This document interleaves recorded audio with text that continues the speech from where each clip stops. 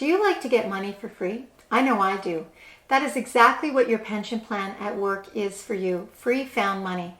According to the U.S. Bureau of Labor Statistics Compensation Survey in 2023, only 56% of workers in the U.S.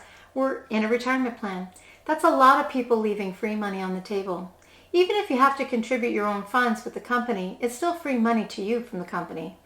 Let's talk about what you need to do to get that free money. Today we're going to discuss what a pension plan is, the different types of pension plans, some advantages and disadvantages to common pension plans, how they can increase your net worth, and what you can do to join the plan if you have one at work. If you don't already know, my name is Lisa. I'm an HR director with a Master's of Information and over 25 years of experience working in human resources. I'm the author of the book, Think Like a Recruiter, Get That Job. Some of you may be saying, I do not have the money to spare to invest. Some may say, well, I need the money now, not later. Well, if you don't join, you just saved the company a lot of money and you left a lot of money that you're entitled to on the table. Your money. What is a pension plan? A pension plan is a type of retirement plan in which an employee, employer, or both parties contribute money to a retirement fund for their employees. Some plans do require that employees contribute, but some do not have that requirement to contribute. There are normally pension laws in place that structure plans for your jurisdiction. It does not matter if you're not unionized or not, your company may offer a pension plan. Many employers offer pension plans that match contributions made by the employees. This matching can really increase the amount of money that accumulates in the account over time for you. The most typical plans are defined benefit plans and defined contribution plans. A defined benefit plan promises a specified monthly payment to the employee on the date they retire. The amount of the payments depends on many factors such as the employee's salary and the years of service with the company. These plans have been decreasing over the years as employers see them as expensive to administer and they're restrictive for the employer. A defined benefit plan means that it doesn't matter how the market is doing, the employee will get the defined amount at the end of the term. It is considered the gold standard of pension plans. If you're lucky enough to work for an employer that has one, you should be running to the Human Resources Office to join. No stopping, sprint immediately. Some of these plans are indexed, which means that your pension amount may get a yearly cost of living increase so that your pension payments keep up with inflation. So for example, if the average cost of living increase is 2%, you get a 2% increase on your pension amount that year. Each increase is compounded yearly, so it continues to keep up with inflation. In some countries, the pension funds are completely separate from the organization, which helps to protect employees if the companies were to go bankrupt. Normally, the employee and the company contribute funds yearly into a pool that are then invested. The greatest benefit is that it does not matter at the end how the pension funds were invested or the market. When you retire, you will be given the defined benefit based on the terms of the plan, which take into consideration how many years you've been there, the salary, service, age. For example, several government agencies in the U.S. and Canada have defined benefit pension plans. The terms and conditions will be different for each plan. The key takeaway is that the benefit at the end is guaranteed to the employee once they are retired. A defined contribution plan provides employees with a plan where they contribute to their retirement savings, often through payroll deductions. These contributions are invested in various assets such as stocks and bonds that may produce income or capital gains during their time in the plan. Normally, the employer would match these contributions, but the company assumes none of the risks. It is up to the employee to manage the fund or have a third party manage the fund. At retirement, there's no guaranteed amount and it is subject to the investment that was chosen. The 401k is an example of a defined contribution plan. Employees can elect to put a portion of their salary into this tax-sheltered arrangement before taxes. Some employers match these contributions in the 401k. The drawback of these plans is that there is no guarantee on what you will receive when you retire. It will depend on how the money is managed and invested over the period of time. You're responsible to manage your money and the company takes a more hands-off approach. Let's talk about pension rules and other jargon. Each plan will have its own terms and conditions. It is important to note that the plan terms and conditions can change and you will likely have no control over these changes. The terms and conditions vary per plan, but one rule might be that you must serve a 1-year waiting period before you can join. Another term and condition could be restrictions for part-time staff joining. Part-time staff may need to work so many hours per year over a set period of time to join. Sometimes the minute you are hired, you are enrolled in the pension plan. It is important to review your plan, if you have one, and understand the terms and conditions. There will also be legislation that governs the terms of the plan. For example, in some plans, if you leave your organization before the 2-year mark, you might not be able to take both the employer and the employee funds. This means taking the employer portion and your portion when you leave to invest elsewhere or merge with another company that has a pension plan. Again, it depends on where you live and the terms and conditions of the plan. It is important to confirm this information before you leave an organization, as you don't want to leave money on the table. If you have to take a leave, such as a maternity leave, you normally can buy back that time so there's no break in service. And there will likely be other circumstances where this will be the case, but it would be outlined in the plan. As I said, most of these rules are legislated depending on the country you live in, so it's important to read the information of the plan. Let's talk about some advantages of pension plans. Pension plans offer several advantages, including tax advantages. One example is that a portion of your salary is not taxed when it's routed to the pension plan during your working life. So you defer taxes for many years on a portion of your salary. Once you leave and start your pension, then you will be taxed on that yearly amount.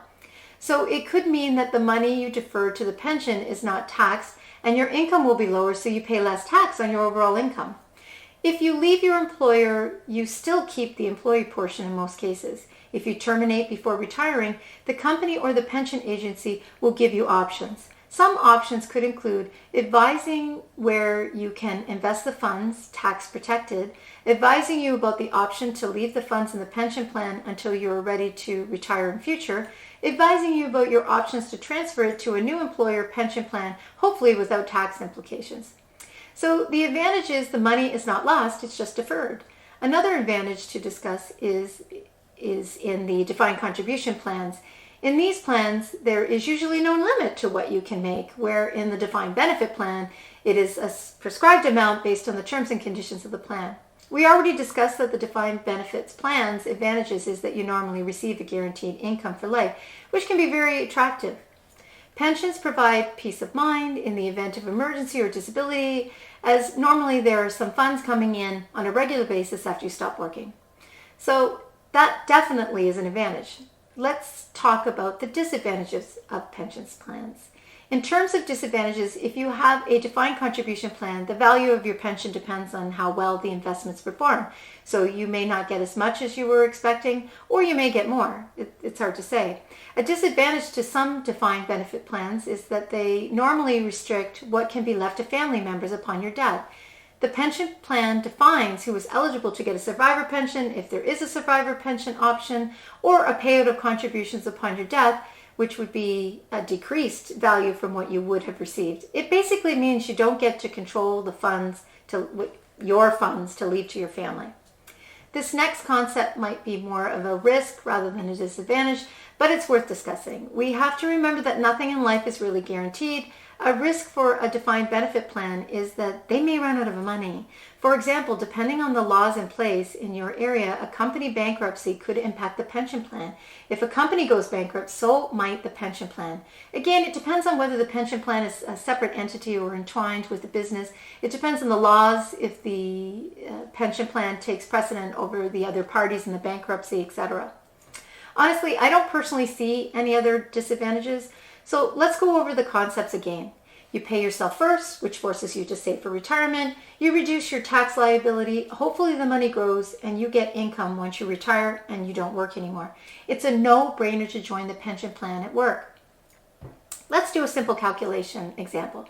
Say you and your employer contribute to the pension plan equally at a rate of 5% of your yearly salary. If you made $50,000 per year, that means that you would contribute $2,500 tax deferred. Then you're making $47,500 per year, technically paying less tax on that gross. Let's break it down. There's 365 days in a year, so you're paying approximately $6.85 per day. Can you afford $6.85 per day? I bet that you can. And you probably spent more on your coffee and donut. If it was a 10% contribution, then it would be under $14 a day. In today's money, that is the cost of a fast food meal. At least it is where I live. It's not wasted money, it's going back to you, and you're paying yourself first, building your net worth.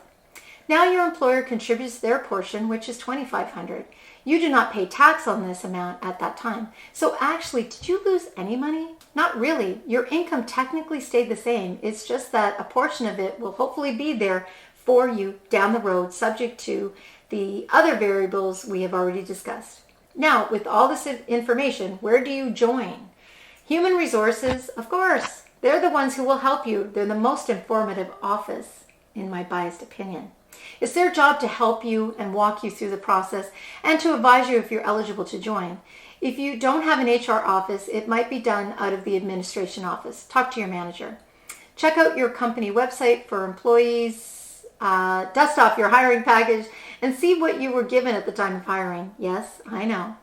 Why should you consider it? It's a no-brainer, as I've said several times. It's free money from your employer. It forces you to save for the future now. It provides you with tax-deferred advantages with very little work on your part. It should not be your only source of investment, but it is a great option to increase your salary without doing anything but signing a form. Think of the things you waste money on, and a small amount of your money will come from your salary to fund your future. It is automatically taken off, and you'll readjust your budget at home so that you soon won't miss the money in your everyday life. I've seen so many people that are in their 60s and 70s that did not join the pension plan and have to keep working. With a pension plan, you can normally buy back time after the fact if you've been working for the company. But the closer you are to retirement, it can cost you hundreds, if not thousands of dollars. Better to just join now. In my personal opinion, and you're lucky enough to have this pension plan, I would encourage anyone to sign up as soon as you can. Call Human Resources, go to the internal website, and find the information. Take action now. Never leave money on the table. If you like the content, if you would do a thumbs up for liking it and subscribe to the channel, it doesn't cost you anything, and it really would help this channel if you do that. So thank you again for watching.